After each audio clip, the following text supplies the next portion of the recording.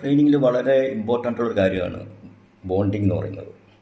മനസ്സിലായില്ല? കാരണം വെച്ചാൽ ആ ഡോഗും നമ്മളുമായിട്ട് അറ്റാച്ച്മെൻറ്റ് ഉണ്ടാക്കിയെടുത്തെങ്കിൽ മാത്രമേ നമുക്ക് ഒരു ട്രെയിനിങ്ങിൽ നമുക്ക് സക്സസ് ആകാൻ പറ്റൂ. പണ്ടൊക്കെ നമുക്കറിയാം, പണ്ട് ട്രഡീഷണൽ മെത്തേഡ് ഓഫ് ട്രെയിനിങ് ആയിരുന്നല്ലോ. അതെന്ന് വെച്ചാൽ നമുക്ക് ഡോഗിനെ ഫിസിക്കലായി ടോർച്ചർ ചെയ്യുക, അല്ലേ? ഫിസിക്കലി മാത്രം, ഫിസിക്കലി മെൻ്റലി ടോർച്ചർ ചെയ്തിട്ട് നമ്മുടെ ഇഷ്ടത്തിനനുസരിച്ച് അവനെ മെരുക്കി എടുക്കുന്ന സൈസ് ട്രെയിനിങ് ഒക്കെ ആയിരുന്നു പണ്ട്. എന്നാൽ സിസ്റ്റമൊക്കെ മാറിപ്പോയി.